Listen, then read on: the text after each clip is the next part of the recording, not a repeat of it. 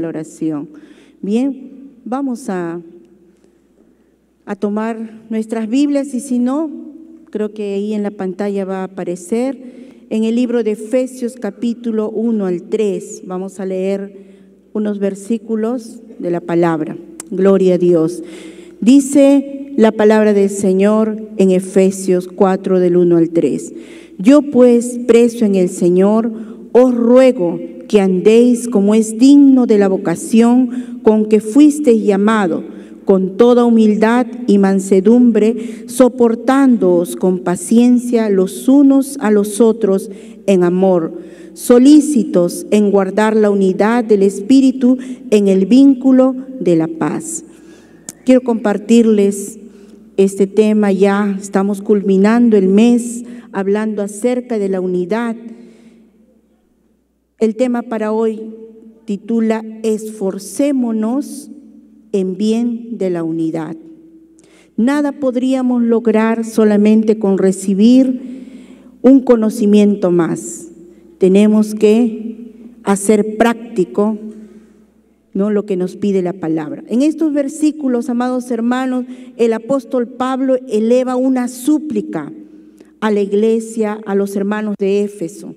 Les hace recordar, dice ahí, la vocación a la que fueron llamados, su testimonio de vida en relación con los demás, su disposición de poder guardar la unidad. Le invoca, le dice, no olviden ustedes su responsabilidad. ¿Cuál era la responsabilidad y cuál es nuestra responsabilidad? Es andar, dice, dignamente, andar de diferente modo, ya no como antes de haber sido nueva criatura, ya no, de andar en amor y de andar sabiamente. Les invoca el apóstol Pablo a ellos.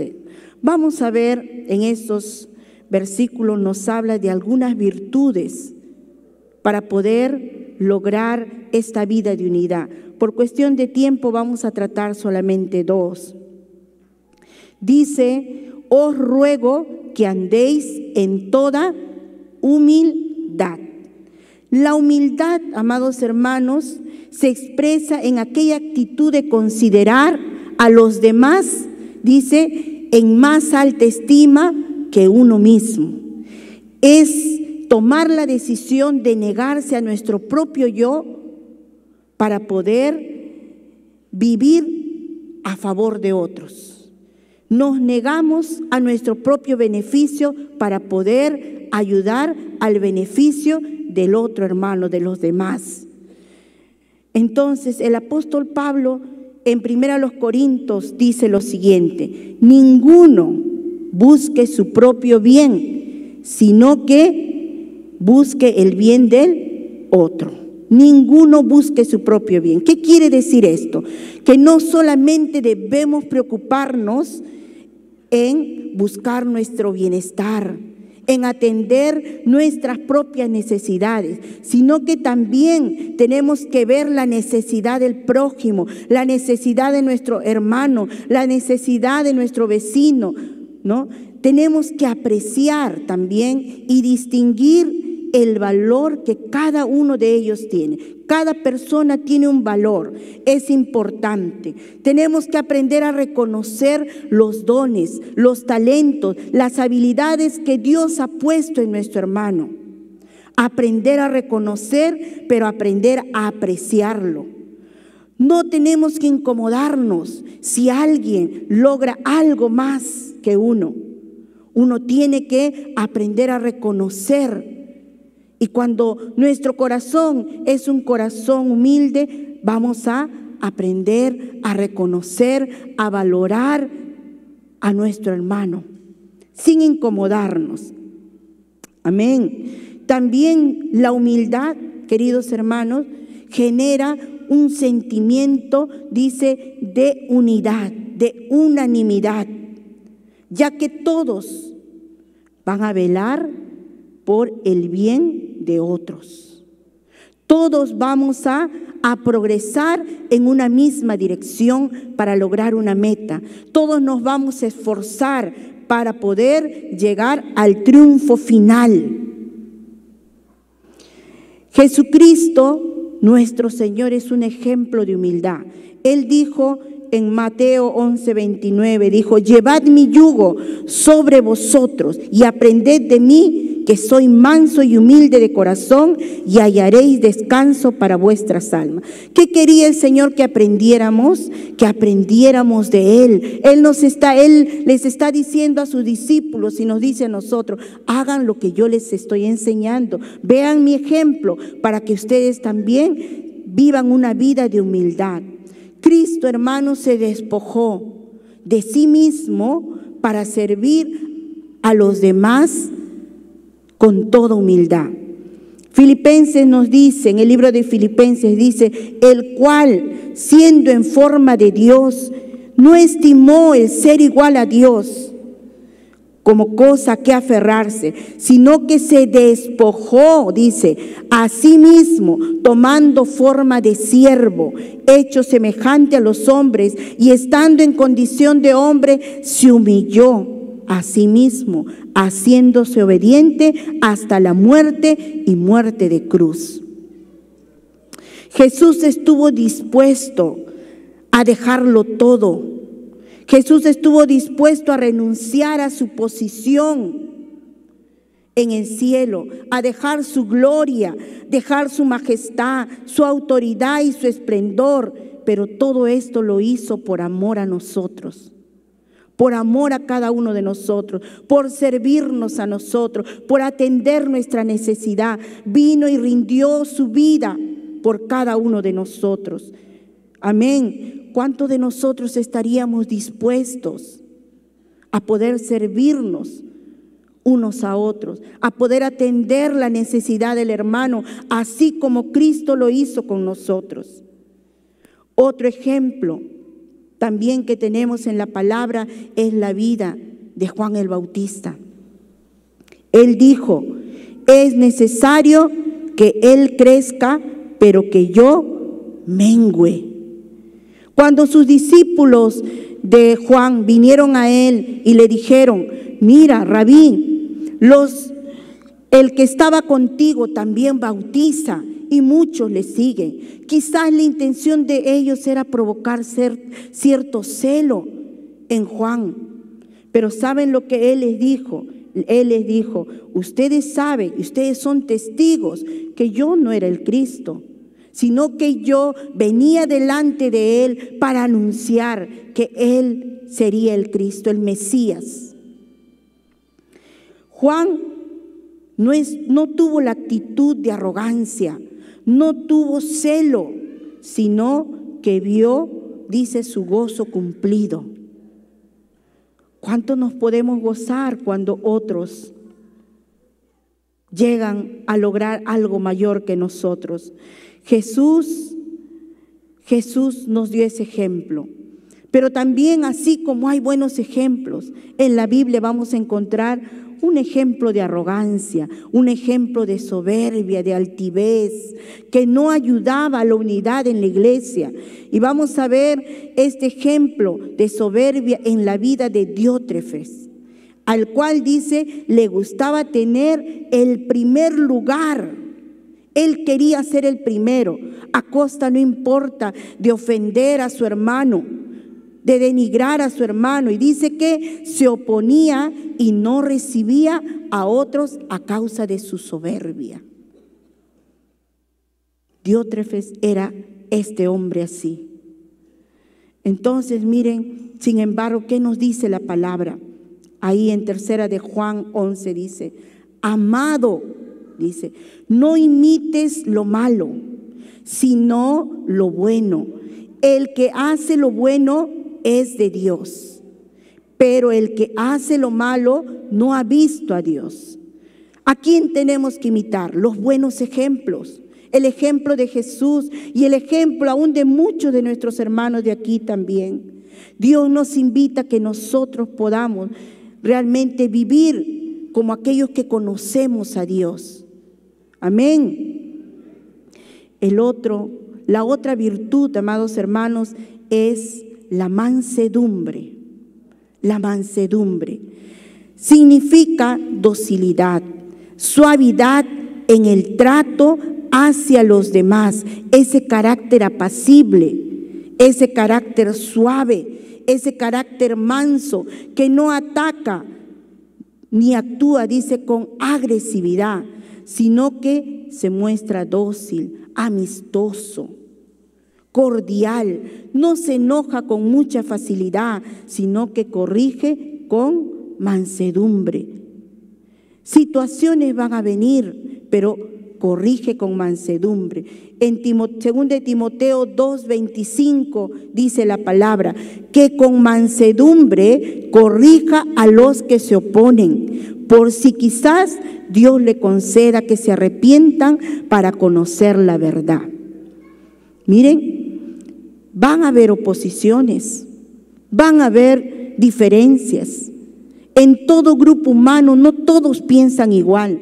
Las diferencias se van a dar, ¿no? En nuestro servicio, puede ser en un ministerio, en el liderazgo o como miembros de la iglesia, vamos a tener situaciones difíciles, ¿no? Desacuerdos. Pero ¿qué nos enseña la palabra? Que esos desacuerdos lo tenemos que tratar, dice, con mansedumbre. Con mansedumbre, sin afectarnos, sin causarnos heridas, sino ayudarnos para que así podamos lograr la unidad que el Señor pide en su iglesia. Miren, cuanto más, hermanos, nosotros estemos más cercanos en nuestra comunión con Dios, con Cristo, más se va a reflejar en nuestra vida el carácter de nuestro Señor. Más buscamos de Él, más anhelamos de su presencia, más estamos en contacto con la palabra. El carácter de Cristo se va a reflejar en nuestras actitudes, en nuestro trato con los demás. Y eso, ¿saben por qué? Porque la mansedumbre es fruto del Espíritu. Lo dice Gálatas 5:23. Mas el fruto del Espíritu, dice, es amor, es gozo, es paz, paciencia, benignidad, bondad, fe, mansedumbre, templanza. Contra tales cosas no hay ley. Y sigue diciendo, si vivimos por el Espíritu, si nosotros decimos que vivimos por el Espíritu, también debemos andar, dice, por el Espíritu. No nos hagamos vanagloriosos, irritándonos unos a otros, molestándonos unos a otros, envidiándonos unos a otros. Eso no ayuda a la unidad. Eso no ayuda en nuestras relaciones como hermanos. La mansedumbre, amados hermanos, es una actitud visible del amor. Es una actitud visible del amor, es una actitud visible en un creyente espiritual. Es el amor mostrado cuando en la capacidad de poder levantar al hermano caído, al hermano que fracasó, al hermano que tropezó. Por eso dice en Gálatas 6:1, dice, hermanos, si algún hermano fuere sorprendido en alguna falta, dice, vosotros que sois espirituales, restauradle con espíritu de mansedumbre, con docilidad, como si fuéramos nosotros mismos, dice, considerándote a ti mismo, no sea que tú también seas tentado. ¿Quién está libre de poder tener un tropiezo? Por eso, dice, tenemos que levantar al hermano con mansedumbre. Miren, sin embargo, lo contrario es ese espíritu arrogante, ese espíritu que menosprecia al hermano que ha caído y muchas veces aún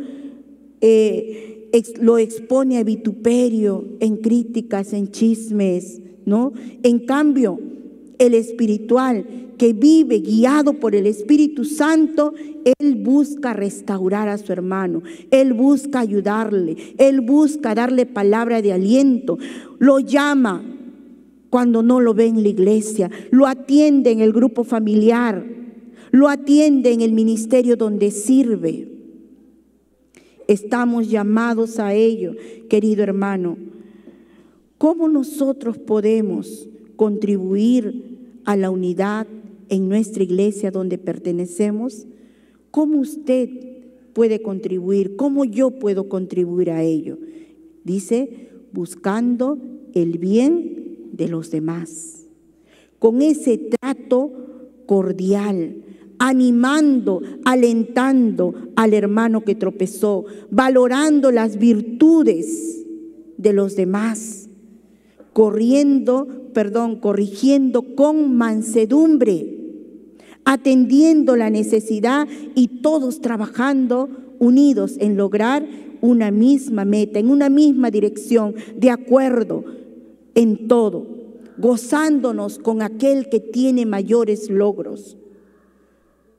Yo les pregunto, ¿estamos dispuestos a poder contribuir en lograr paso a paso, porque es un proceso también, paso a paso, la vida de unidad, donde usted diga, Señor, yo quiero ser ese instrumento, que tú puedas usar mi vida para poder contribuir a ser una iglesia unida, tener un ministerio unido, un grupo familiar unido, una zona donde todos trabajen en unidad.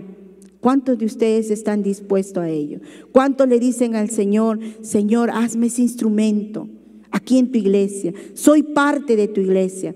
Aquellos que estén dispuestos, pónganse de pie y vamos a orar al Señor y vamos a pedirle que el carácter de Cristo cada día pueda estar formándose en nuestra vida, que Él pueda ayudarnos, que el Espíritu Santo pueda ayudarnos. Amén. Levante su mano, eleve su corazón al Señor y dígale al Señor, Padre, si no he sido, Señor, oh Dios, ese instrumento, Señor, oh Dios, dentro de tu iglesia, de poder, Señor, ser parte, Señor, de la unidad, de poder, Señor, mirar, Señor amado, Señor, a mi hermano, Padre, como superior a mí mismo, Señor, ayúdame, oh Dios, necesitamos, Señor, Espíritu Santo, necesitamos que forme el carácter de Cristo en nosotros, Señor.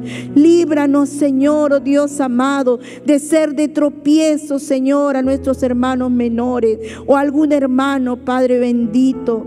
Dios todopoderoso, Señor, solo tu poder, tu presencia en nuestra vida nos hará, Señor, actuar con ese amor, con el mismo amor que te llevó a ti a la cruz, Señor, oh Dios.